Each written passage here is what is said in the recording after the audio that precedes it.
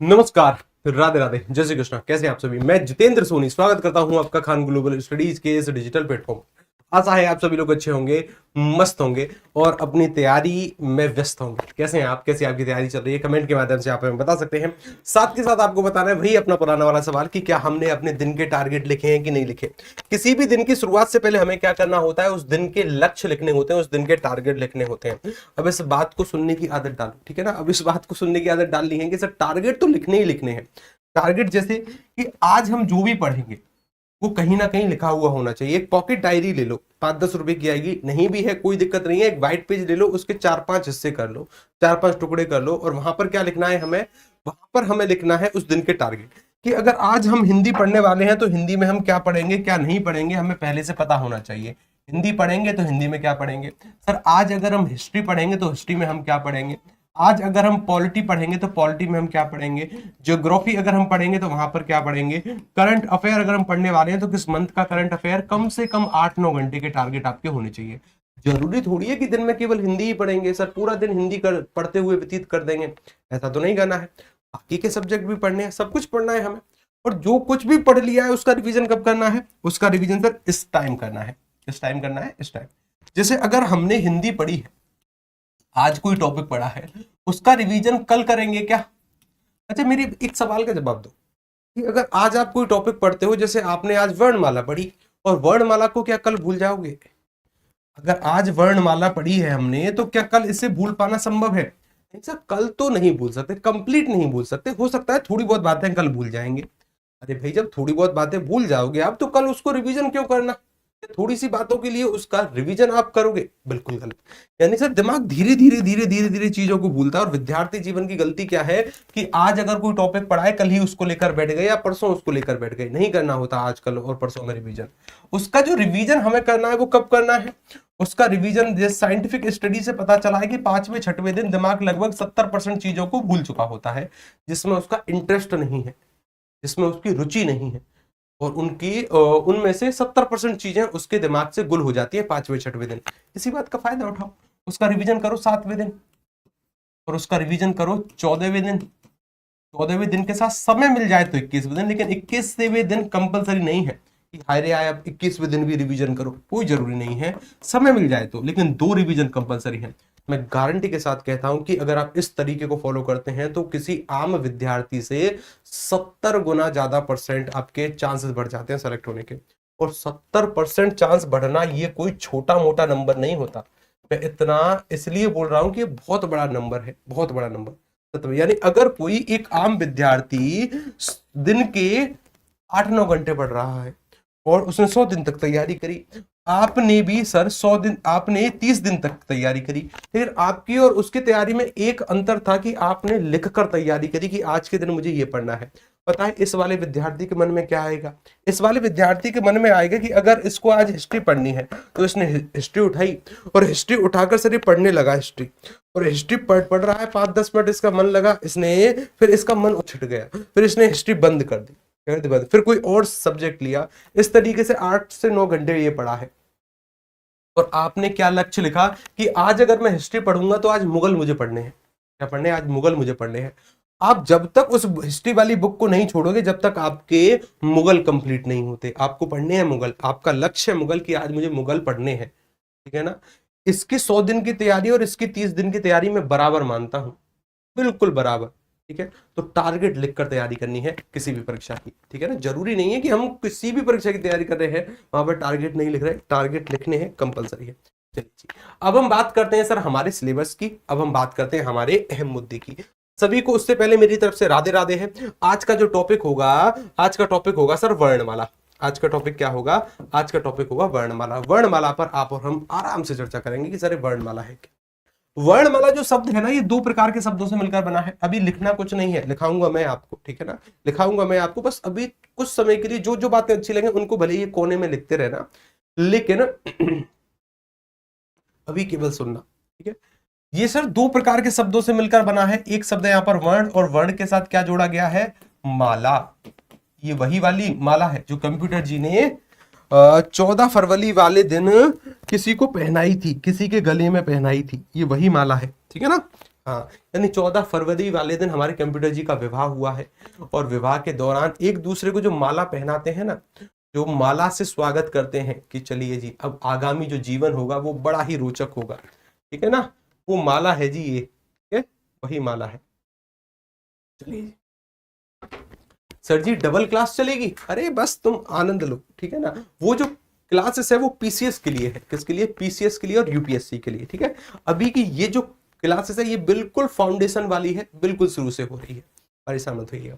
तो यहाँ पर सर वर्ण शब्द को पहले से समझना है और एक माला शब्द को समझना है। माला शब्द का तो हमें पता है कि एक व्यवस्थित क्रम होता है, लेकिन इस वर्ण शब्द को समझना है।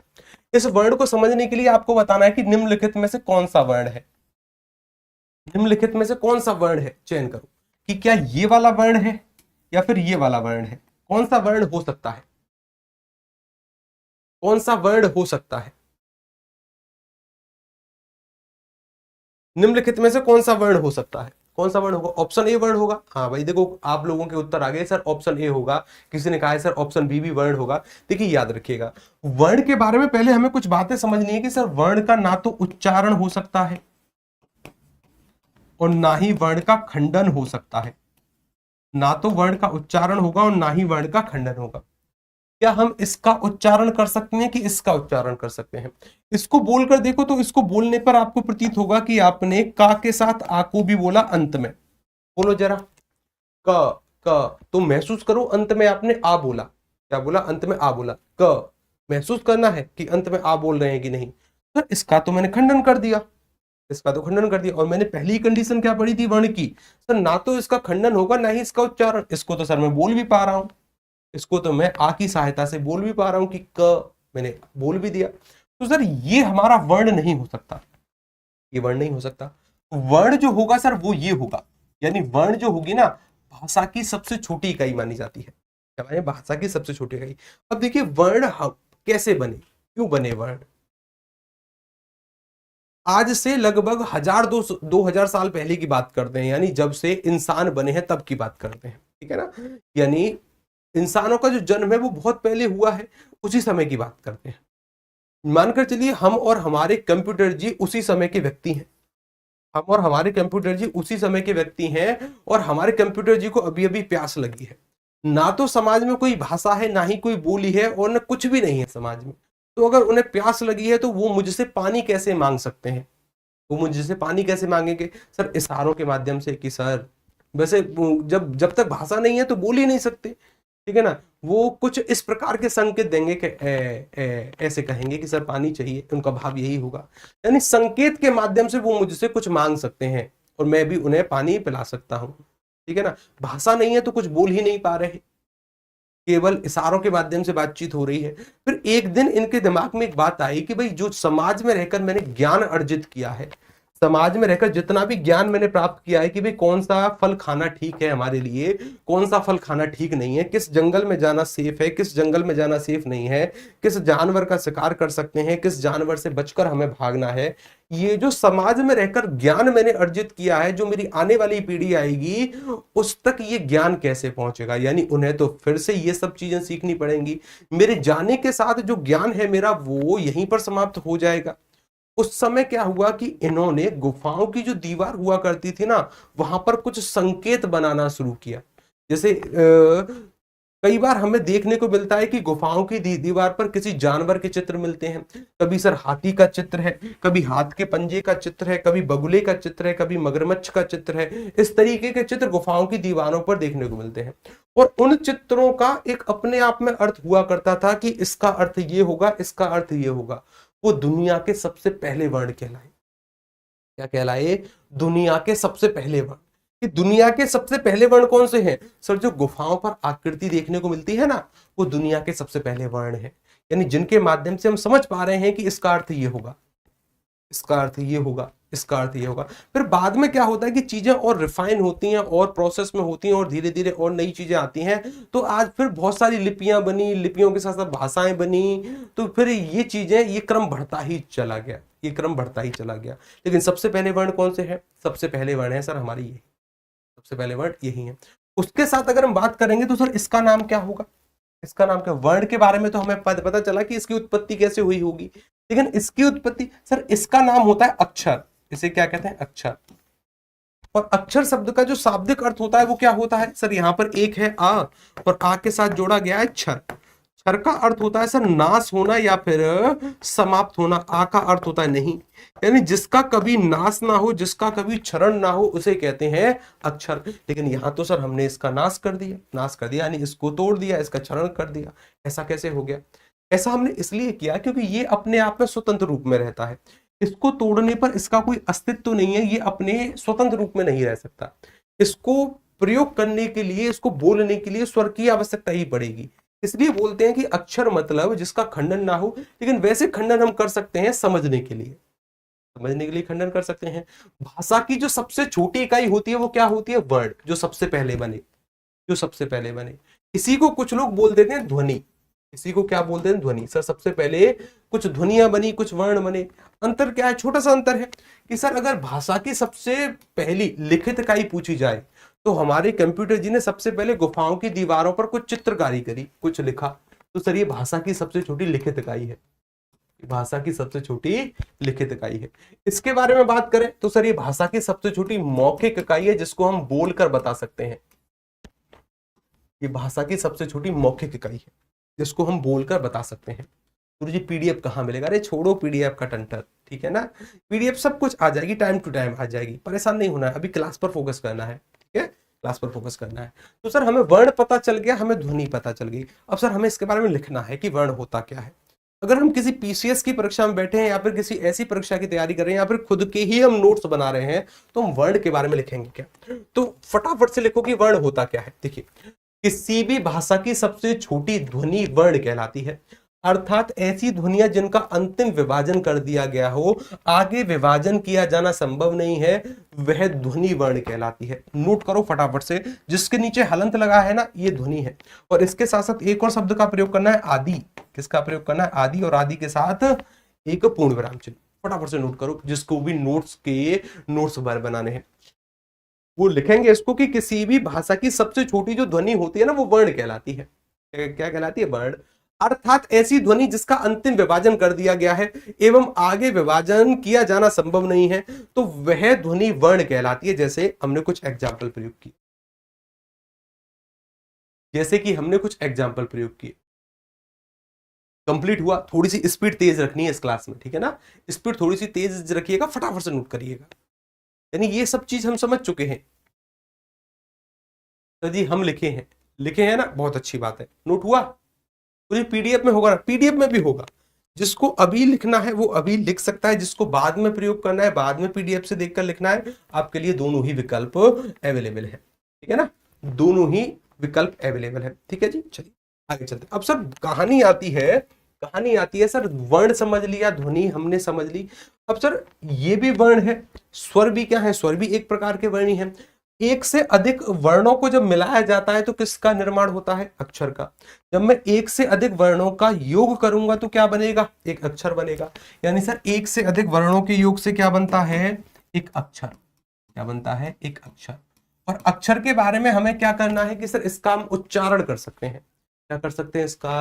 इसको हम बोल सकते हैं, इसका उच्चारण करके हम देख सकते हैं। सर क्या कर सकते हैं? इसका उच्चारण कर सकते हैं। और कई सारे अक्षरों को मैं मिला दूं तो मैंने का को मिला दिया, मैंने माँ को मिला दिया, मैंने ला को मिला दिया, तो सर एक शब्द की प्राप्ति मुझे हो जाएगी। एक शब्द की प्राप्ति। सर मुझे एक शब्द की प्राप्ति हो गई। किसकी प्राप्ति हो गई? मुझे एक शब्द की प्राप्ति। एक शब्द की प्राप्ति हो गई। और शब्द को कुछ लोग पद कह देते हैं। क्या कह देते हैं? पद। अंतर क्या है? छोटा सा। जैसे अभी ये सर एक शब्द बना, मैंने कुछ अक्षर जोड़ दिए। क्या जोड़ दिए? मैंने कुछ अक्षर जोड़ दिए। अक्षर जोड़ने पर सर मुझे एक शब्द की प्राप्ति हो गई। कुछ लोग क्या करते हैं, इसी को पद कह देते हैं। जैसे मैंने एक शब्द लिख दिया जी, राम। क्या लिखा मैंने? राम। या फिर मैंने कमल ही लिख दिया जो बनकर आया है। कमल जब तक स्वतंत्र लिखा है तब तक तो ये शब्द है। अगर इसका प्रयोग मैं किसी वाक्य में कर दूंगा कि कमल का फूल लाल है, कमल का फूल लाल है, लाल है। अब यानी अब सर ये स्वतंत्र नहीं है, अब मैंने इसका प्रयोग वाक्य में किया है, तो चीज वही है, इसका अब नाम चेंज हो जाएगा। अब इसे हम पद कहेंगे। क्या कहेंगे? पद। यानी शब्द कब तक कहेंगे? जब तक वो अकेला लिखा है। पद कब कहेंगे? जब सर उसका प्रयोग वाक्य में कर दिया जाएगा कि कमल का फूल लाल है, ठीक है ना, अंतर यही है। सर कई सारे पदों को मिलाने पर क्या बनता है? एक पदबंध बनता है, या फिर कई सारे शब्दों को मिलाने पर एक पदबंध बनता है, पदबंधों को मिलाने पर एक उपवाक्य बनता है, और उपवाक्यों को मिलाने पर क्या बनता है? उपवाक्यों को मिलाने पर भाषा की सबसे बड़ी इकाई बनती है वाक्य। क्या बनती है? वाक्य। क्या बनती है? वाक्य। ये सभी टॉपिक हमें पढ़ने हैं, हमें वर्ण पढ़ने हैं, हमें अक्षर पढ़ने हैं, हमें शब्द भी पढ़ना है, हमें पद भी पढ़ना है, हमें पदबंध भी पढ़ना है, उपवाक्य भी पढ़ना है, वाक्य भी पढ़ना है। ये सभी टॉपिक पढ़ने हैं हमें, क्योंकि सर एक से संबंध दूसरे का है, दूसरे से संबंध तीसरे का है, तीसरे से चौथे का है। यहाँ पर एक और सवाल आपको नोट करना है कि ये जो शब्द है ना, ये जो शब्द है ये थोड़ा सा इंपोर्टेंट है। यहाँ से कई बार सवाल आते हैं कि भाषा की सबसे छोटी सार्थक इकाई कौन सी है? क्या इसका कोई अपने आप में अर्थ था? नहीं सर, इसका तो कोई अपने आप में अर्थ नहीं था। क्या इसका कोई अर्थ था अपने आप में? नहीं। यानी सर ना तो वर्ण का कोई अर्थ होता है, ना ही अक्षर का कोई अर्थ होता है। अर्थ किसका होता है? अर्थ किसका होता है सर? जब हम अक्षरों को मिलाकर एक शब्द बनाते हैं। यहां से सवाल आता है कि भाषा की सबसे छोटी सार्थक इकाई कौन सी है? सार्थक यानी जिसका अपने आप में अर्थ हो। सर सबसे छोटी सार्थक इकाई होगी शब्द, जिसका अपने आप में कोई अर्थ होता है, जिसका अपने आप में कोई अर्थ होता है। ठीक है जी, चलिए अब चलिए अब शुरू, कहानी कहां से शुरू करते हैं?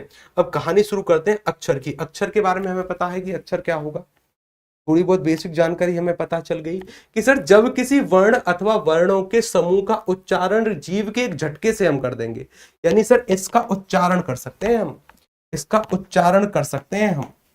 अगर इसके नीचे हलंत लगा है, इसका मतलब यह है कि इसमें स्वर नहीं है, इसका उच्चारण नहीं हो सकता। अब ये वर्ण है, ये अक्षर है, ये वर्ण है, ये अक्षर है। इसके नीचे अगर हलंत लगा दूं, सर ये वर्ण है, ये अक्षर है, ये बोला नहीं जा सकता बिना स्वर के। जैसे आप चा को बोलते हो ना, तो महसूस करो अंत में आप आ बोलते हो, क्योंकि ये स्वर की सहायता से बोला जा रहा है। किसकी सहायता से? स्वर की सहायता से। यानी इसका उच्चारण झटके से होता है, जीभ के एक झटके से कर दिया जाता है। वह वर्ण अथवा वह वर्ण को अथवा वर्णों के समूह को क्या कहते हैं? अक्षर कहते हैं। जैसे चा है, टा है, ता है, पा है, इत्यादि इत्यादि। ये तो हो गई सर हमारी अक्षर की कहानी, ये तो हो गई हमारी अक्षर की कहानी। ये चीज कंप्लीट हुई, ये चीज कंप्लीट, बहुत अच्छी बात है। अब देखिए, अब हम बात करते हैं सर हमारे वर्ण की। किसकी बात करते हैं? अब हमारे वर्ण की, जो कि हमने सबसे पहले पढ़ा। इसको डिटेल में पढ़ते हैं, ठीक है, इसको डिटेल में, फिर अक्षर पर आएंगे, फिर शब्द पर आएंगे, फिर शब्दबंध, फिर पदबंध, उपवाक्य, वाक्य हुई। हमारी हिंदी में जो वर्ण है ना, वो वर्ण दो प्रकार के बताए गए हैं। कितने भेद बताए गए हैं वर्णों के? दो। कई बार हमने सुना होगा कि सर वर्ण दो होते हैं। कुछ लोग, एक जो भाग है उसे कहा जाता है स्वर, और एक भाग को कहते हैं व्यंजन। इंग्लिश में इसे ही कॉन्सोनेंट और वोवल्स के नाम से जाना जाता है। हमारी हिंदी में से स्वर कहते हैं, उसे व्यंजन कह देते हैं। तो सबसे पहले जो हमें पढ़ने हैं वो पढ़ने हैं स्वर। पढ़ने हैं स्वर। क्या पढ़ने हैं? सबसे पहले ही पढ़ने हैं स्वर। स्वर पर अब कहानी को लेकर चलते हैं। किस पर लेकर चलते हैं? स्वर, क्योंकि सबसे पहले ही हमें स्वर पढ़ने हैं। अब जरा देखिएगा, स्वर भी तो एक प्रकार के वर्ण हैं, स्वर भी तो एक प्रकार के वर्ण हैं। दो मान्यताएं यहां पर प्रचलित होती हैं। पहली मान्यता क्या है? पहली मान्यता तो वही है जो कि वैज्ञानिक है। कौन सी है? जो कि विज्ञान के अनुसार है। विज्ञान के अनुसार है। विज्ञान के अनुसार क्या है कि भाई पुराने समय में ना तो कोई भाषा थी, ना ही कोई लिपि थी, तो जो गुफाओं की दीवारों पर चित्र देखने को मिलते हैं, वही चित्र आगे चलकर रिफाइन होते हैं, बहुत अच्छे से व्यवस्थित होते हैं। उन्हें फिर हम स्वर कहते हैं। क्या कहते हैं? उन्हें फिर हम स्वर कहते हैं, यानी उन्हीं ध्वनियों को स्वर में सम्मिलित करते हैं। और एक कहानी ये कहती है, जो कि पौराणिक कथाओं के आधार पर है। किसके आधार पर है? पौराणिक कथाओं के आधार पर। पौराणिक कथाओं के आधार पर। और पौराणिक कथाओं के आधार पर कहानी क्या होती है? ये होती है कि सर जब भगवान शंकर जो है ना, जब वो खड़े होते हैं और जब वो अपना डमरू बजाते हैं, डमरू की आवाज से सुनकर जो हमारे आचार्य लोग हैं, उन्होंने सबसे पहले ये चार ध्वनि बना दी। छोटा आ, छोटी ई, छोटा ऊ और री से ऋषि। सबसे पहले ये चार स्वर बनाए। सबसे पहले भगवान शंकर के डमरू को सुनकर हमारे आचार्य ने सबसे पहले चार ध्वनियां बना दी। कौन कौन सी? छोटा आ, छोटी ई, छोटा ऊ और री से ऋषि सबसे पहले बनी है। तो इनको हम और क्या कहेंगे? इन्हीं को सर मूल स्वर कहा जाता है। क्या कहते हैं इनको? मूल स्वर। मूल स्वर क्यों कहते हैं? सबसे पहले बने हैं, सबसे पहले बने। मान्यता क्या है? भगवान शंकर का डमरू बोला तब बने। भगवान शंकर का डमरू बोला तब बने। अब सर अब इनको बढ़ाने का जिम्मा है, अब इनको बढ़ाया जाना है कि किस तरीके से इन्हें बढ़ाया जाए। अभी तो केवल 4 ही हैं। वर्तमान में हिंदी में स्वर कितने हैं, वर्तमान से अगर तुलना करें कि वर्तमान में स्वर कितने हैं हमारी हिंदी में, 11। अभी तक हमें कितने के बारे में जानकारी प्राप्त हुई है, 4 के बारे में। अब इन 4 से 11 स्वर कैसे बनते हैं, ये कहानी थोड़ी सी इंटरेस्टिंग है, कहानी थोड़ी सी इंटरेस्टिंग है। इस कहानी के बारे में समझना, इस कहानी के बारे में थोड़ा सा समझने का प्रयास करना, ठीक है। एक ऋषि हैं, एक आचार्य हैं, जिन आचार्य का नाम है महर्षि पढ़नी, इनके पहले दर्शन करो। एक आचार्य हैं जिनका नाम है महर्षि पढ़नी, पहले इनके दर्शन करो, ठीक है ना। ये है जी आचार्य पढ़नी, ये अपनी कुटिया में बैठकर तपस्या कर रहे थे। ये है जी इनकी कुटिया, इनकी कुटिया देखोगी, इनकी कुटिया क्या है, ये है जी इनकी कुटिया। इस कुटिया में बैठकर तपस्या कर रहे हैं आचार्य पढ़नी जी, ये उनका स्थान है, यहीं पर बैठकर आसन लगाए हुए हैं, तपस्या कर रहे हैं। अब यहाँ पर इनके सामने ये कुटिया है, ये गेट है, ये गेट के सामने का रास्ता है। इमेजिन करना इस स्थिति को, ठीक है ना। और यहाँ पर कुछ पड़ोसियों के घर हैं, ये कुछ पड़ोसियों के घर हैं, ठीक है। यहाँ पर इनकी कुटिया है। तो पड़ोसी के घर से एक मुर्गा ना सुबह सुबह 4 साढ़े 4 बजे, सुबह सुबह का समय था, ब्रह्म मुहूर्त का समय था। और मुर्गे की आदत होती है कि सुबह सुबह बांग देता है, यानी कुकड़ू बोलता है। ये मुर्गा सर यहाँ से इस रास्ते से चलता हुआ आया और यहाँ पर ये अपनी धुनी लगाए हुए थे, अपने भजन कर रहे थे, महर्षि पढ़नी कुछ काम कर रहे थे। तो मुर्गा जैसे ही गेट के पास आता है तो मुर्गा क्या बोलता है, मुर्गे की आवाज कैसी होती है, मुर्गा बोलता है कू कू डू। मुर्गे की ध्वनि कैसी होती है, मुर्गे की ध्वनि होती है कुकड़ू कू, कैसी होती है कुकड़ू। अब जैसे ही महर्षि पढ़नी यहां पर बैठे हैं, इनकी कानों में जैसे ही वो ध्वनि गई तो इनके दिमाग में एक आइडिया ने जन्म लिया। और ये कोई गलत जानकारी नहीं है, ये सत्य है कि किस ध्वनि, किस जानवर की, किस पक्षी की आवाज को सुनकर स्वरों का विभाजन होता है। किसकी आवाज को सुनकर, मुर्गी की आवाज को सुनकर। यानी ये एक मुर्गा है, यहाँ पर पड़ोसी का मुर्गा छूटकर आ गया। इस ध्वनि को सुनकर महर्षि पढ़नी के दिमाग में एक आइडिया आया कि भाई 4 स्वर तो हमारे पास है ही, 4 स्वर जो भगवान शंकर के डमरू को, डमरू की ध्वनि को सुनकर जो हमने बनाए हैं वो स्वर तो हमारे पास है ही। अब इनको बढ़ाने का दायित्व तो हमें मिल गया, एक छोटा सा आइडिया हमें मिल गया।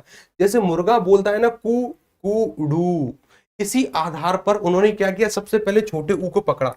इसको पकड़ा, छोटे ऊ को, और इन्होंने कहा कि अगर ये अकेला लिखा है ऐसे तो इसे मैं कहूंगा मूल स्वर, क्योंकि ये मूल स्वर तो है ही, सबसे पहले बना है।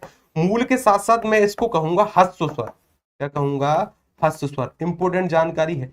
यानी उन्होंने क्या किया, ये जो मुर्गा है ना हमारा, ये जो मुर्गा है हमारा वो रहा, इस मुर्गे की आवाज को सुनकर उन्होंने छोटे ऊ को पकड़ लिया।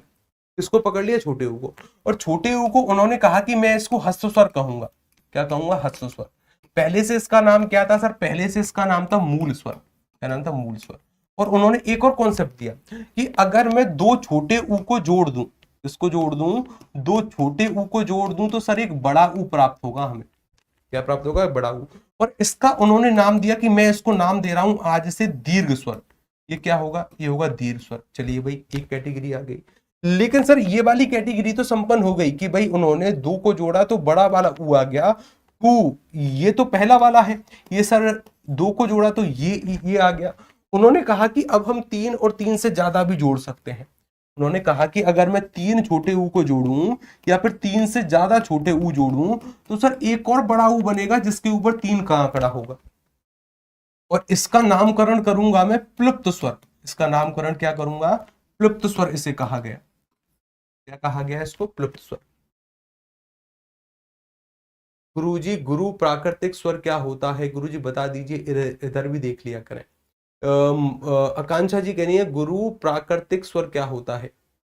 बहुत अच्छे, थोड़ा सा सब्र रखिए बस, ठीक है ना, थोड़ा सा सब्र, क्योंकि इस क्लास में धैर्य बहुत जरूरी होगा आपके लिए। क्योंकि अभी अभी क्या है ना, बहुत सारे विद्यार्थी ऐसे हैं कि सर अभी हमें शुरुआत में ही कहाँ पहुंचना है, शुरुआत में ही टॉप पर पहुंचना है।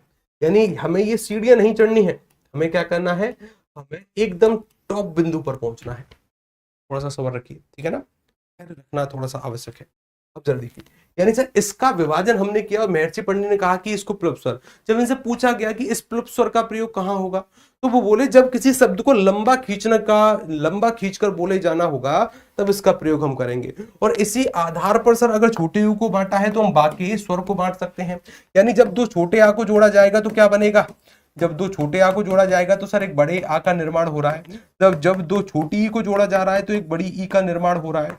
तब जो छोटे ऊ को जोड़ा गया महर्षि पंडित के अनुसार तो सर एक बड़े ऊ का, तो ये पहले से ही हो चुका था। जब दो री से ऋषि को जोड़ा गया तो क्या बना, दो री से ऋषि को जोड़ा गया तो एक पहले बार एक बड़े वाला री से ऋषि बना। इससे सवाल कई परीक्षाओं में आया है, इससे सवाल कि निम्नलिखित में से कौन सा मानक वर्ण है, कौन सा मानक वर्ण नहीं है। इसका प्रयोग तो सर हमारी हिंदी में होता है, अभी भी होता है इसका प्रयोग हिंदी में कभी आपने देखा है नहीं। ये हिंदी की ध्वनि नहीं है, ये संस्कृत की ध्वनि है। ये संस्कृत में प्रयोग होती है, संस्कृत के उदाहरणों, संस्कृत के दोहों, संस्कृत के चौपाई में प्रयोग होती है, हिंदी में प्रयोग नहीं होती। तो सर हिंदी में ये 3 ध्वनियां और बढ़ गई। ये 4 तो पहले से ही थी, छोटा आ था, छोटी ई थी, छोटा ऊ था, री से ऋषि था, 3 और आ गए। अब इन्होंने एक और कॉन्सेप्ट दिया कि नहीं भाई, अगर हम 3 को भी जोड़ने का प्रयास करेंगे तो क्या होगा, एक बड़ी वाली ध्वनि बनेगी। जैसे उन्होंने कहा कि अगर मैं 3 छोटे आ को जोड़ूंगा तो क्या होगा, 3 छोटे आ को जोड़ दिया जाएगा या फिर 3 से अधिक छोटे आ को जोड़ दिया जाएगा तो एक बड़ा आ बनेगा जिसके ऊपर 3 का आंकड़ा होगा, जो कि सूचित करेगा कि ये 3 से ज्यादा बार जुड़ा है। जब मैं 3 बार छोटी ई को जोड़ूंगा तो क्या बनेगा, 3 बार छोटी ई को जोड़ने से सर एक बड़ी ई बनेगी जिसके ऊपर 3 का आंकड़ा होगा। ये बताएगी कि हमें ये 3 से ज्यादा बार जुड़ा है। जब सर 3 छोटे ऊ को जोड़ा जाएगा या फिर 3 से अधिक छोटे ऊ को जोड़ा जाएगा तो एक बड़ा ऊ बनेगा जो कि बताएगा ये क्या हो रहा है, ये लंबा खींचकर बोलना है, यानी यहाँ पर 3 से ज्यादा स्वर है। इनका प्रयोग कहाँ होगा, महर्षि पंडित से पूछा गया। तो महर्षि पंडित बोले कि कई बार हमने नाटक संवाद देखे हैं, कोई नाटक, अच्छा किस किस ने अपने गली मोहल्ले में रामायण आदि देखी है या फिर कोई नाटक देखा है, तो वहां पर क्या होता है कि जैसे सोचकर चलिए कि प्रभु श्री राम है, भगवान श्री राम है, ये वन को जा रहे हैं, इनको वनवास हो गया, तो पीछे से जो इनके पिताजी हैं, जो दशरथ जी हैं, वो क्या चिल्लाते हैं, हे राम, क्या चिल्लाते हैं, हे राम, हे राम, ऐसे बोलते हैं। तो क्या बोलते हैं, हे राम, क्या बोलते हैं, हे राम, ऐसे बोलते हैं, हे राम, ऐसे उच्चारित करते हैं वो, हे राम। यानी इसका अर्थ क्या है कि सर यहाँ पर कई बार छोटे आ को जोड़ा गया है, तब जाकर इसको लंबा खींचकर बोला गया है, हे राम, हे राम। तो उन्होंने एक और बात बताई कि इसका प्रयोग नाटक संवादों में होगा। कहां होगा इसका प्रयोग, नाटक संवाद में होगा इसका प्रयोग। नाटक संवाद के साथ किसी दूर खड़े व्यक्ति को बुलाने में, दूर खड़े व्यक्ति को बुलाने में इसका प्रयोग होगा, दूर खड़े व्यक्ति को बुलाने में। जैसे मानकर चलिए कि आपका एक फ्रेंड है जिसका नाम है रामू और वो बहुत दूर खड़ा है, आपने उसको आवाज लगाई, अरे रामू इधर आ। आपने क्या कहा, अरे रामू इधर आ। आपने पीछे वाले ऊ को बहुत लंबा खींचकर बोला। इसका मतलब क्या है कि आप सर उस शब्द को लंबा खींचने का प्रयास कर रहे हो, और लंबा खींचने का प्रयास किसकी वजह से हो पा रहा है कि आपने 3 से ज्यादा बार उस स्वर को जोड़ा है। इसे महर्षि पंडित ने नाम दिया कि मैं इसे क्या कहूंगा, मैं इसे कहूंगा प्लुप्त स्वर। इसे क्या कहूंगा, प्लुप्त स्वर। अब देखो महर्षि पंडित तो फेमस हो गए, महर्षि पंडित क्या हो गए, फेमस। इस जानवर की आवाज को सुनकर बांटा, और पुस्तक कौन सी थी, कि विशेष तथ्य क्या है कि मात्रा काल के आधार पर स्वरों का विभाजन या फिर वर्गीकरण जो है सर्वप्रथम महर्षि पंडित जी करते हैं। उनकी किस पुस्तक में, उनकी पुस्तक है अष्टाध्यायी। अष्टाध्यायी पुस्तक में वो क्या बताते हैं, वो बताने का प्रयास करते हैं कि एक मुर्गी की आवाज को सुनकर उन्होंने सबसे पहले किस स्वर को पकड़ा था, उन्होंने छोटे ऊ को पकड़ा और उसको 3 भागों में बांटने का प्रयास किया। पहले अगर ये मूल रूप में है तो इसको उन्होंने हस्व स्वर कहा। हस्व स्वर के साथ जब 2 को जोड़ा गया तो एक बड़ा बना, इसको उन्होंने दीर्घ कहा। दीर्घ के साथ साथ जब से 3 से ज्यादा को जोड़ा गया तो ये ऐसा आंकड़ा आया, इसको उन्होंने प्लुप्त कहा। इसी आधार पर हमने बाकी के स्वर बांट दिए। किस पक्षी की आवाज को सुनकर बांटा था, पीसीएस का सवाल है। महर्षि पंडित ने किस पक्षी की आवाज से प्रेरित होकर स्वरों का विभाजन किया, मुर्गी की आवाज को सुनकर। यही है वो मुर्गा भैया। अच्छा बताइए, किस किस के घर पड़ोस में या फिर आसपास मुर्गा है, किस किस के पड़ोस में या फिर आस पड़ोस के किसी घर में या किसके घर में है मुर्गा पालतू। सर हमारे घर में है मुर्गा। तो मुर्गे की आवाज, बहुत अच्छी बात है, मुर्गे की आवाज। किस किस के घर में है जी मुर्गा, आपके घर में है मुर्गा।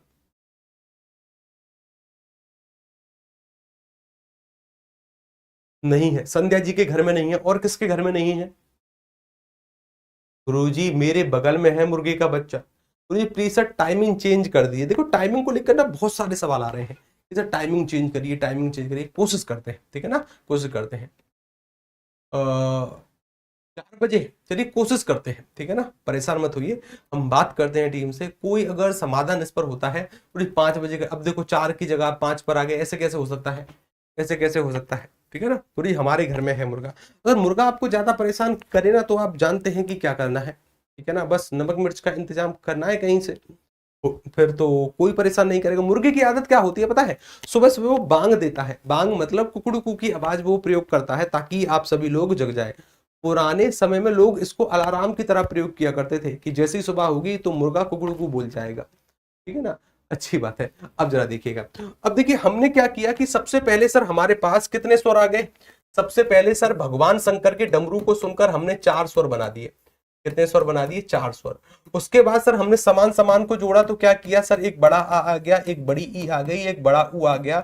आया तो सर बड़ा री से ऋषि भी था, लेकिन इसका प्रयोग हम हमारी हिंदी में नहीं करते। इसका प्रयोग करते हैं कहां पर? इसका प्रयोग करते हैं सर हम संस्कृत में, तो अभी के लिए इसको काउंट नहीं करेंगे। प्लुप्त स्वर का प्रयोग आम बोलचाल की भाषा में नहीं होता है, केवल नाटक संवादों में प्रयोग होता है, तो वो इसी का एक अलग दीर्घ रूप है, ठीक है। अब देखो महर्षि पढ़नी तो फेमस हो गए। महर्षि पढ़नी के बाद क्या होता है? महर्षि पढ़नी के बाद सर जो बाकी के ऋषि मुनि हैं उनको थोड़ी सी जलन होने लगी, और वो बोले कि महर्षि पढ़नी तो इतिहास में अमर हो गए, उन्होंने स्वरों का विभाजन किया है, अच्छी बात है, तो उन्हें भी कुछ करना था। वो बोले कि अभी तक तो महर्षि पढ़नी ने समान समान को जोड़ा है, अभी हम एक काम करेंगे, हम असमान को जोड़ना शुरू करेंगे। तो उन्होंने इस छोटे आ के साथ इस छोटी ई को जोड़ा। क्या किया? इस छोटे आ के साथ इस छोटी ई को जोड़ा तो सर छोटी ए बन गई। मार्केट में ढोल ताशे बजे की बधाई हो, छोटी ये हुई है, छोटी ये हुई है। उसके बाद सर इसी छोटे आ के साथ अभी अभी छोटी ये बनी है, इसके साथ जोड़ दिया तो सर एक बड़ी ए का निर्माण हो गया। किसका निर्माण हो गया? बड़ी ए का। उसके साथ सर इस छोटे आ के साथ उन्होंने किसको जोड़ा? छोटे ऊ को जोड़ा तो सर एक छोटा ओ बन गया। और इसी छोटे आ के साथ जैसे ये छोटा ओ बना है, इसको जोड़ा तो सर एक बड़ा ओ बन गया। क्या बन गया? बड़ा ओ। अब देखो उनके आसपास के ऋषि मुनि भी फेमस हो गए, यानी हमारे पास 4 नए और स्वर आ गए। ये तो सर पहले से थे, ये तो पहले से थे, ये तो पहले से थे, तो इनको तो हमने मूल स्वर कहा था क्योंकि ये पहले रूप से ही पहले से ही विद्यमान थे। महर्षि पढ़नी ने इनको ह्रस्व स्वर कहा, इनको सर महर्षि पढ़नी ने दीर्घ स्वर कहा, और यहां पर इसकी एक मात्रा, इसकी एक मात्रा, इस पर भी 2 मात्रा होंगी, तो बाद में इन्हें भी दीर्घ स्वर कहा। ये भी दीर्घ स्वर हो गए, ये भी क्या हो गए? ये भी दीर्घ स्वर कहे जाने लगे, ये भी दीर्घ स्वर। यानी सर 1 2 3 4 तो पहले से ही थे, 3 और बन गए। 1 2 3 4 और 3 7, 7 और 1 8 और 1 9 और 1 10 और 1 11। कुल मिलाकर स्वरों की संख्या कितनी है हमारी हिंदी में? कुल मिलाकर जो स्वर बने हैं हमारी हिंदी में वो यही 11 स्वर हैं। लेकिन जरूरी क्या है कि सर ये किस किस को जोड़ने से बने हैं। अगर सर ये समान समान को जोड़ने से बने हैं तो इनका एक और नाम होता है सजातीय। और सजातीय से 2016 में सबसे पहली बार सवाल आया कि सजातीय स्वर किसे कहते हैं, या फिर सजातीय स्वर कितने होते हैं। सजातीय स्वर क्यों? क्योंकि सर समान समान को जोड़ने से बने। ये सर असमान को जोड़ने से बने हैं, इसलिए इनका एक और नाम होता है, इन्हें कहते हैं विजातीय। क्या कहते हैं? विजातीय स्वर इन्हें कहते हैं, विजातीय स्वर। विजातीय स्वर के साथ साथ सर 2 असमान को जोड़ने से बने हैं ना, असमान को, 2 असमान को जोड़ने से कोई नई चीज बन रही है, तो इस प्रक्रिया को कहते हैं संयुक्त। क्या कहते हैं? संयुक्त स्वर। इन्हें संयुक्त स्वर भी कहा जाने लगा। परीक्षा में सीधे सवाल आते हैं कि संयुक्त स्वर की संख्या कितनी है? 4। सजातीय स्वर की संख्या कितनी है? 3, क्योंकि इसका प्रयोग संस्कृत में करते हैं, हिंदी में नहीं। ये संयुक्त स्वर भी हैं, विजातीय स्वर भी हैं, दीर्घ भी हैं, दीर्घ ये भी हैं, दीर्घ ये भी हैं, ठीक है ना, लेकिन वो विजातीय हैं, ये सजातीय हैं, अंतर छोटा सा है। कई बार एक सवाल आता है कि बताइए छोटे आ का उच्चारण किस स्थान से होगा, या फिर बड़े आ का उच्चारण किस स्थान से होगा। मुंह से बोल कर देखो किस स्थान से बोल पा रहे हो इनको। छोटा आ बोलो जरा, आ महसूस करो, तो आप महसूस कर पाओगे सर कंठ से इसकी ध्वनि आ रही है। किससे? कंठ से।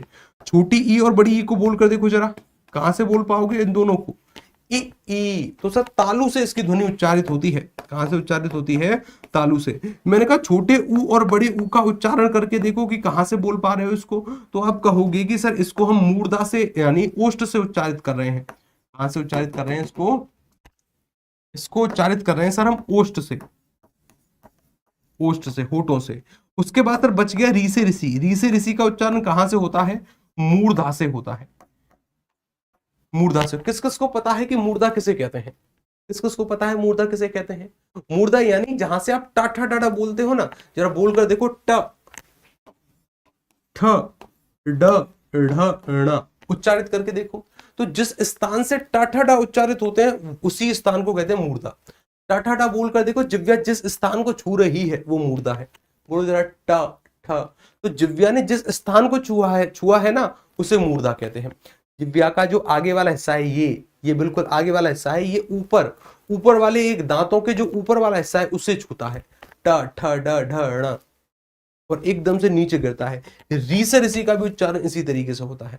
मैंने कहा कि अगर हमसे कोई ऐसे कहे कि भाई छोटी ए का उच्चारण बताओ या फिर बड़ी ए का उच्चारण स्थान बताओ, ये कहां से बोली जाएंगी? तो सर हमें पता है कि ये किस किस स्वर को जोड़ने से बनी है।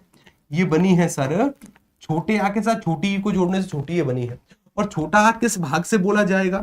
अभी पढ़कर आए, कंठ से। कहां से बोला जाएगा? कंठ से। और छोटी ई किस स्थान से बोली जाएगी? छोटी ई बोली जाएगी सर तालु से। किससे बोली जाएगी? छोटी ई तालु से। तो सर अगर मैं इसके उच्चारण स्थान की बात करूं सर, दोनों को जोड़ दो, कंठ तालव्य से बोली जाएगी, कंठ जमा तालु से बोली जाएगी। यानी सर छोटी और बड़ी ये बोली जाती है कंठ और तालु दोनों के द्वारा, कंठ तालव्य स्वर कहते हैं इसको। उसके साथ साथ छोटे ओ का उच्चारण स्थान कोई पूछता है आपसे या फिर बड़े ओ का कोई उच्चारण स्थान पूछता है तो क्या बताएंगे कि सर छोटा ओ और बड़ा ओ जो बनता है ना, छोटे आ के साथ छोटे ऊ को जोड़ने से बनता है। और छोटे आ का जो उच्चारण स्थान है ये कंठ होगा। क्या होगा? कंठ। छोटे ऊ का उच्चारण स्थान क्या होगा? ओष्ठ होगा। क्या होगा? ओष्ठ होगा। तो सर ये जो छोटा ओ और ये बड़ा ओ है, ये सर कंठ के साथ ओष्ठ का योग करने से बोले जाएंगे, यानी कंठोष्ठ स्वर होंगे। और ज्यादातर जो सवाल आते हैं वो इन्हीं दोनों से आते हैं, क्योंकि इनका उच्चारण स्थान तो अकेला है, इनका उच्चारण स्थान दो है। और दो क्यों है? क्योंकि सारे असमान स्वर को जोड़ने से बनते हैं, और असमान स्वरों के उच्चारण स्थान भी असमान है। असमान के उच्चारण स्थान भी असमान है। सबसे जरूरी बात क्या है हमारे लिए कि सर इन दोनों के उच्चारण स्थान और उसके साथ साथ ये किस किस स्वर को जोड़ने से बनाए जा रहे हैं, इसको एक व्यवस्थित क्रम में लेकर आते हैं। इसमें लेकर आते हैं व्यवस्थित क्रम में। व्यवस्थित क्रम में लेकर आते हैं कि सर क्या कि सबसे पहले सर छोटा आ बना, बाद में हमने दो छोटे आ जोड़ दिए, एक बड़ा आ बना। उसके बाद सर एक छोटी ई सबसे पहले बनी, बाद में दो छोटी ई जोड़ी तो एक बड़ी ई बन गई। इसी तरीके से छोटा ऊ सबसे पहले था, दो को जोड़ दिया तो एक बड़ा ऊ। उसके बाद सर री से ऋषि भी था, री से ऋषि भी था। उसके बाद सर जब छोटे आ के साथ छोटी ई जोड़ी गई तो छोटी ए बनी, उसी को अगर छोटे आ के साथ जोड़ दिया तो बड़ी आई का निर्माण हुआ। फिर सर छोटे आ के साथ छोटा ऊ जोड़ा तो छोटा ओ बना, फिर इसी को छोटे आ के साथ जोड़ दिया तो एक बड़ा ओ बना। यानी ये क्या है? ये सर हमारी हिंदी में स्वर है। ये क्या है? ये हमारी हिंदी में स्वर है। ये क्या है? ये हमारी हिंदी में स्वर है। संख्या कितनी है स्वर की हमारी हिंदी में? हमारी हिंदी में स्वर की संख्या कितनी है? स्वर की संख्या कितनी है? गिनो जरा इनको, कितने स्वर हो गए? कितने स्वर हो गए? ये स्वर कितने हो गए? सर ये स्वरों की संख्या हो जाती है 11। 11। तो अगर कोई आपसे कहता है कि नहीं जी स्वरों की संख्या तो 13 है, तो उसे क्या कहोगे? नहीं सर 13 तो नहीं है। संख्या कितनी है? 13। संख्या कितनी है? 11। और 11 कैसे है? अब हमें पता है ना कि 11 संख्या कैसे है। सर 4 तो वो पहले थे जिनको हमने मूल स्वर कहा, महर्षि पढ़ने ने उसका नामकरण कर दिया हस्व स्वर। बाद में इनको जोड़ा गया, इसको भी जोड़ा, लेकिन इसका प्रयोग संस्कृत में करते हैं इसलिए इसको सम्मिलित नहीं किया है। सर बाद में समान समान को जोड़ा तो सजातीय स्वर आ गए 3। कितने आ गए? 3। उसके बाद अगर हमने कहा अब हम असमान को जोड़ रहे हैं, छोटे आ के साथ छोटी ई को जोड़ा तो छोटी ए बन गई। ये कंठ से उच्चारित हो जाए तालु से, तो ये भी कंठ तालु से उच्चारित होगी, ये भी कंठ तालब से उच्चारित होगी, क्योंकि यहाँ पर भी कंठ है और यहाँ पर भी तालु है। छोटी ए है ना, और छोटी ए सर कंठ तालु से बोली जाती है, बिल्कुल यही है, ये भी होगी। सर इसके साथ दो असमान को और जोड़ा, जब छोटे आ के साथ छोटे ऊ को जोड़ा तो क्या बना? छोटा ऊ। जैसे ये छोटा ऊ बना उसको सर छोटे आ के साथ जोड़ दिया, फिर बड़ा ऊ बन गया। क्या बना? बड़ा ऊ। तो यानी सर ये 11 स्वर हमारे पास आ गए। कितने स्वर आ गए? 11। लेकिन दिक्कत केवल इन 11 स्वरों की नहीं है। दिक्कत क्या है? जैसा कि हमने इससे पिछली वाली क्लास में सीखने का प्रयास किया था कि अलग अलग भाषाएं हैं। अलग अलग भाषा कैसे? हमारी अगर हिंदी की बात करें तो सर संस्कृत से संस्कृत इसकी आदि जननी है, वैदिक संस्कृत, लौकिक संस्कृत। उसके बाद सर ये पाली में परिवर्तित होती है, पाली के बाद सर ये प्राकृत में परिवर्तित होती है, प्राकृत के बाद सर ये अपभ्रंश में परिवर्तित होती है, अपभ्रंश के साथ सर ये बनती है हिंदी। यानी आप में से ऐसे कितने विद्यार्थी हैं जिनकी ये पहली क्लास है, हाथ खड़ा करो जरा। जिनकी ये पहली क्लास है ना, वो इस चीज को नहीं समझ पाएंगे कि ये कैसे बना। इनकी ये पहली क्लास है, कितने विद्यार्थी ऐसे हैं जो इसको पहली क्लास की तरह ट्रीट कर रहे हैं। पूरी यूपी बैच के आपसे हिंदी पढ़ चुका हूं, हिंदी पढ़ चुके हो, बहुत अच्छी बात है, तब तो चीजें और ज्यादा समझ में आ जाएंगी। गुरुजी क्लियर है सर? देखो, target with PGT, Gautam ji कह रहे हैं गुरुजी हमारी पहली क्लास है, और आशा कुमारी जी कह रही है गुरुजी हमारी पहली क्लास है। अगर पहली क्लास है ना, तो ये फॉर्मेट समझने में दिक्कत होगी। ये फॉर्मेट, यानी कल हमने एक मैप के बारे में चर्चा करी थी, जो कि मैप कुछ इस तरीके का था। किस तरीके का था? इस तरीके का मैप था, पढ़ी है ना, कि सर यहाँ पर आर्य रहा करते थे, याद आ रहा है कुछ? यहाँ पर आर्य रहा करते थे, इस स्थान पर प्रलय आती है, भूकंप आते हैं, फिर वो अपना स्थान परिवर्तित करते हैं। एक कबीला केतुम है, एक कबीला सतम है। फिर सर केतुम वाला जो कबीला था वो तो यूरोप की तरफ चला गया, सतम वाला धीरे धीरे और आगे आया, 3 भागों में टूटा। फिर यहाँ से सर जो भाग या फिर जो कबीला भारत में आता है वो भारतीय आर्य कबीला है। 1500 ईसा पूर्व का समय, वेदों के जो प्रमाण देखने को मिलते हैं, वैदिक संस्कृत, लौकिक संस्कृत, पाली, प्राकृत, याद आ रहा है कुछ? याद आ रहा है? हाँ, अच्छी बात है। तो हमें क्या करना है? हमें सर उसी का क्रम मैंने यहां पर लिखा, उसी का क्रम मैंने यहां पर प्रयोग किया है, उसी का क्रम सर हमने यहां पर प्रयोग कर दिया। संस्कृत में कई बार क्या होता है कि स्वरों की संख्या पूछी जाती है कि संस्कृत में स्वर कितने हैं, तो कितने स्वर हैं संस्कृत में? सर संस्कृत में जो स्वरों की संख्या है वो है 13। कितनी है? 13। और अगर पाली की बात करेंगे तो पाली में स्वरों की संख्या कितनी है? पाली में स्वरों की संख्या 10, प्राकृत में 10, अपभ्रंश में रह जाती है घटकर 8, और हिंदी में हो जाती है 11। अब ये भी बढ़कर आए हैं। अगर हिंदी से इनकी तुलना करें तो यहाँ पर कितने हैं? 8। कौन कौन से स्वर प्रयोग नहीं होते? सर एक तो यहाँ पर री से ऋषि प्रयोग नहीं होता, एक बड़ी ए प्रयोग नहीं होती, एक बड़ा ओ प्रयोग नहीं होता। यानी जो हमारी अपभ्रंश भाषा है, हिंदी से तुलना करने पर सर ना तो री से ऋषि का प्रयोग होता है, ना ही बड़ी ए का, ना बड़े ओ का, इन तीनों का प्रयोग नहीं होता। तो सर 11 में से 3 घटाएंगे तो संख्या कितनी बचेगी? 8। यानी ये 8 स्वर कहां पर प्रयोग होते हैं? ये प्रयोग होते हैं अपभ्रंश में। यहाँ पर कितने? 11। और पाली और प्राकृत में कितने प्रयोग होते हैं? 10। इनसे अगर तुलना करी जाए तो सर यहाँ पर री से ऋषि का प्रयोग नहीं होता, तो 10 में 11 में से 1 घटाएंगे तो संख्या कितनी बचेगी? 10। यहाँ पर 10 स्वरों का प्रयोग होता है। कितने स्वरों का? 10 स्वरों का। अगर हम यहाँ पर बात करें संस्कृत में कितने स्वर प्रयोग हो रहे हैं, यहाँ पर प्रयोग हो रहे हैं सर 13 स्वर। और हमारी हिंदी में कितने हैं? हमारी हिंदी में 11 स्वर। यानी सर यहाँ पर 2 स्वर एक्स्ट्रा प्रयोग होते हैं। और वो जो 2 स्वर एक्स्ट्रा प्रयोग होते हैं वो कौन कौन से हैं? वो कौन कौन से हैं जी? अभी जरा देखिएगा, जो 2 स्वर प्रयोग होते हैं वो कौन कौन से हैं?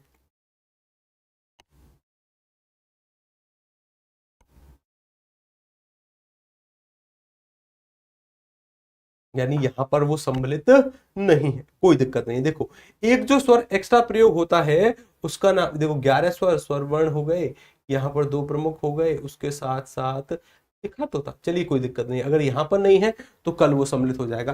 यानी सर एक तो यहाँ पर कई बार हमने ऐसा देखा होगा, ऐसा ली की तरह, कई बार देखा ना ली की तरह।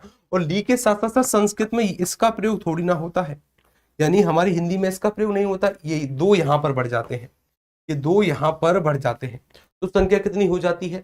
संख्या हो जाती है सर 13। कितनी है? 13। अच्छी बात है। हमारी हिंदी में सर इसका भी प्रयोग करते हैं, इसका प्रयोग, लेकिन इसको अलग से पढ़ेंगे। ये ना तो स्वर है ना ही व्यंजन, ये इनको अलग से पढ़ना है। तो अगर सर हम स्वरों की बात कर रहे हैं, हमारे वर्णों की बात कर रहे हैं कि तो वर्णों को कितने भागों में बांटा गया है? वर्णों को बांटा गया है सर 2 भागों में। 2 भाग कौन कौन से? एक है स्वर, एक है व्यंजन। एक है स्वर, एक है व्यंजन। स्वरों की वर्तमान में संख्या कितनी है? 11। 11 संख्या के बारे में समझ में आएगी कहां कहां से स्वर बने हैं। मूल रूप से स्वर कितने थे? पहला ही सवाल कि सर मूल स्वर कितने हैं? मूल स्वर कितने हैं? कितने हैं जी मूल स्वर? मूल स्वरों की संख्या कितनी है?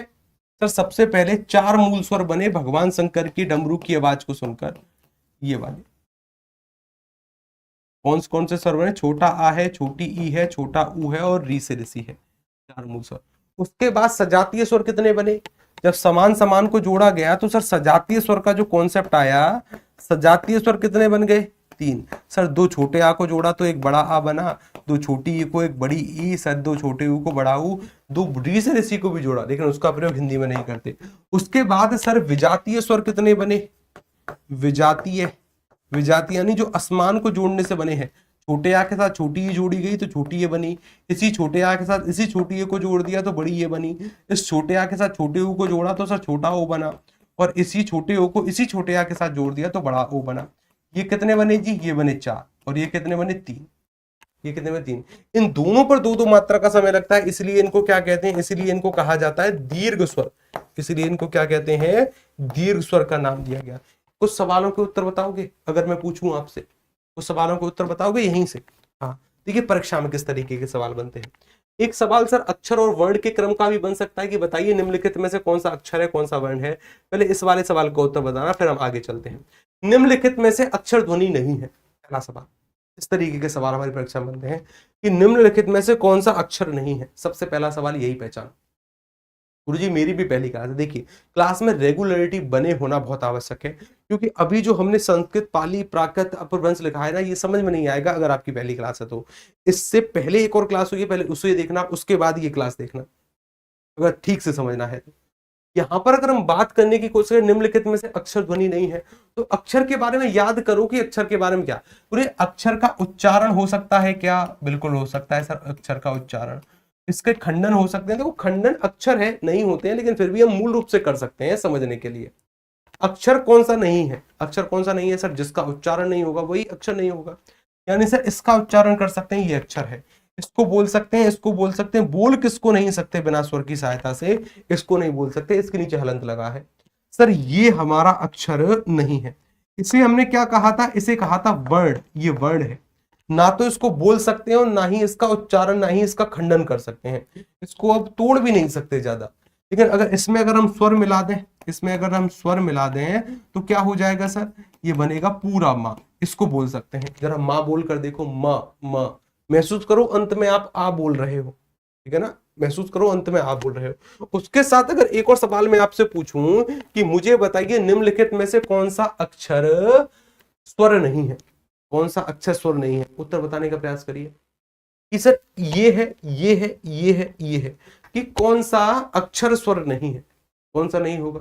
सोचो जरा कि सर मुझे पता है सर, अक्षर पूछा गया है, कौन सा अक्षर नहीं है? इसको बोल सकता हूं, इसको बोल सकता हूं, इसको। सर ये क्या है? ये अक्षरहीन। यानी एक तो बात की हमसे स्वर पूछा गया, ये तो व्यंजन है जो कि हम आगे पढ़ेंगे। उसके नीचे हलंत लगाए, अगर हलंत लगाए तो इसे मैं क्या कहूंगा? इसे वर्ण कहूंगा। ये वर्ण कहा जाएगा, ये वर्ण है अगर हलंत लगाए तो, ठीक है। उसके साथ अगर एक और सवाल मैं आपसे पूछूं कि मुझे बताइए निम्नलिखित में से कौन सी ध्वनियां अपभ्रंश में नहीं मौजूद थी? अपभ्रंश में कौन सी ध्वनियां मौजूद नहीं थी? अपभ्रंश की बात कर रहे हैं सर। जो सबसे पहले भारत में आती है वो आती है वैदिक संस्कृत। कौन सी आती है? वैदिक संस्कृत। आर्यों के द्वारा 1500 ईसा पूर्व। कल की क्लास देखना, जो भी व्यक्ति ये नहीं समझ पा रहे हैं कि वैदिक संस्कृत क्या है, कल की क्लास उनके लिए कंपलसरी है देखना, तब ये समझ में आएगा।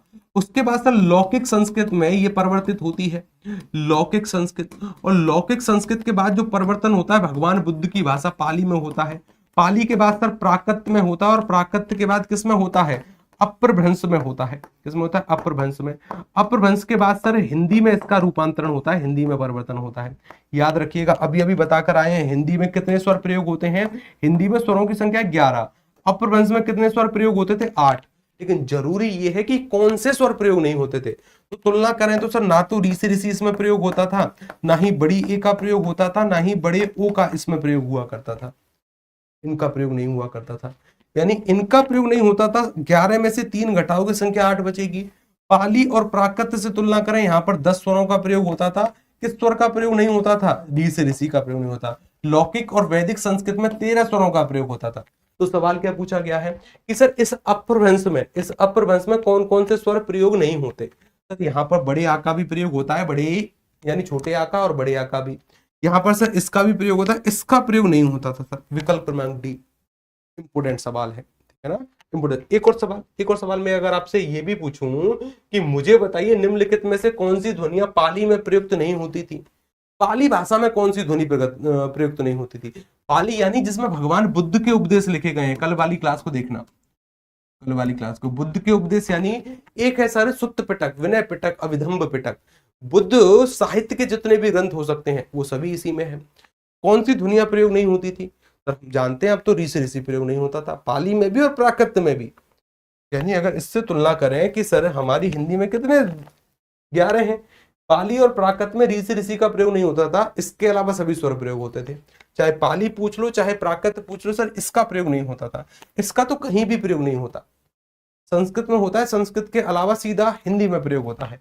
अब जरा देखिए, क्या इसका प्रयोग पाली प्राकृत में तो हो ही नहीं रहा, अपभ्रंश में भी नहीं हो रहा है इसका प्रयोग। इसका प्रयोग कहाँ होता है? फिर सीधा हिंदी में होता है। संस्कृत के बाद कहानी आकर कहाँ रुकती है?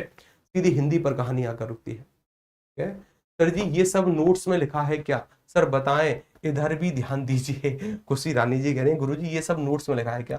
नोट्स आपको मैं प्रोवाइड कर कराऊंगा, ठीक है ना। ये एक एक बातें लिखी हुई है कि कौन कौन से स्वर प्रयोग नहीं है, कौन कौन से स्वरों का प्रयोग होना है, कौन कौन से स्वरों का प्रयोग नहीं, ठीक है। उसके साथ सर जो हमने स्वर देखे हैं ना, अभी जो स्वर देखे हैं अभी, तो सर हमने महर्षि पढ़नी ने इनको बांटने का कार्य किया। महर्षि पढ़नी ने इनको बांटा। ये तो सर किसी एक व्यक्ति के द्वारा बांटे गए हैं स्वर, जो कि संख्या आ गई 11। अब जरूरी थोड़ी है कि कोई एक चीज को एक ही व्यक्ति बांट सकता है। बाकी के तो व्याकरण होते हैं, बाकी के व्यक्ति भी तो बांट सकते हैं, बिल्कुल बांट सकते हैं। वो अपने तर्क के आधार पर बांट सकते हैं। इस आधार पर स्वरों के जो विभाजन किए जाते हैं वो कितनी तरीके से, स्वरों को 5 भागों में बांटा गया है। कितने भागों में बांटा गया है स्वर को? 5 भागों। अभी तो हमने एक पढ़ा है क्योंकि महर्षि पढ़नी के अनुसार है। महर्षि पढ़नी ने इस तरीके से स्वरों का विभाजन किया है। जब 2 छोटे आ मिल जाएंगे तो बड़ा आ बनेगा, फिर उसके साथ उसको जोड़ दो तो छोटी ए बन जाएगी। इस तरीके से 5 प्रकार पढ़ने हैं। और वो 5 प्रकार कौन कौन से हैं? वो 5 प्रकार हैं सर जी हमारे, ये रहे 5 प्रकार। कौन से हैं? जो 5 प्रकार हैं जी हमारे, वो कुछ इस तरीके के होंगे, वो कुछ इस तरीके के होंगे।